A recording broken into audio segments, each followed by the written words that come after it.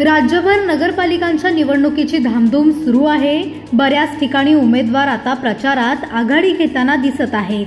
अहिल्यानगर जिल्ह्यातील शेवगाव नगर परिषदेच्या निवडणुकीतही चांगलीच चुरस निर्माण झाली आहे। शेवगावमध्ये महायुती न झाल्याने महायुतीच्या तीनही पक्षांनी स्वतंत्र उमेदवार रिंगणात उतरवले आहेत। त्यामुळे यंदाची निवडणूक ही उमेदवारांसह मतदारांनाही मोठी कसरतीची जाणार असे चित्र आहे। दरम्यान या सर्वात शेवगाव नगर परिषदेत सध्या तरी अजित पवारांच्या राष्ट्रवादी काँग्रेस पक्षाचे पारडे जड वाटत आहे।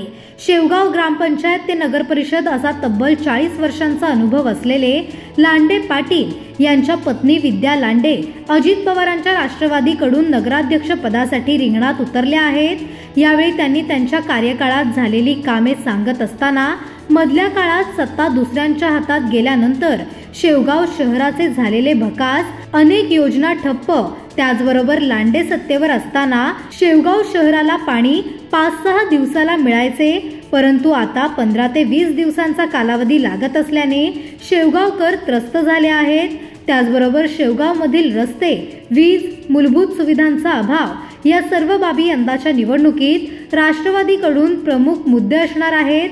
विद्या लांडे यांच्या उमेदवारीने सध्या तरी शेवगावमध्ये अजित पवारांच्या राष्ट्रवादीचे पारडे जड दिसत आहे। एका दिवसात 2 प्रभाग घेतोय, प्रतिसाद एकदम छान मिळतो। गोरगरीब लोकांचे घरकुल असतील, महिलांचे पाणी प्रश्न असतील,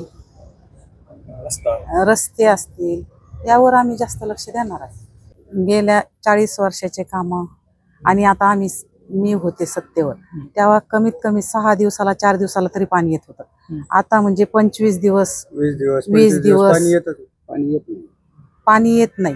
त्यामुळे जनता खूप अशी होरपळून निघाल्यासारखी झालेली आहे। त्यामुळे लोक आम्हाला चांगला प्रतिसाद देतात।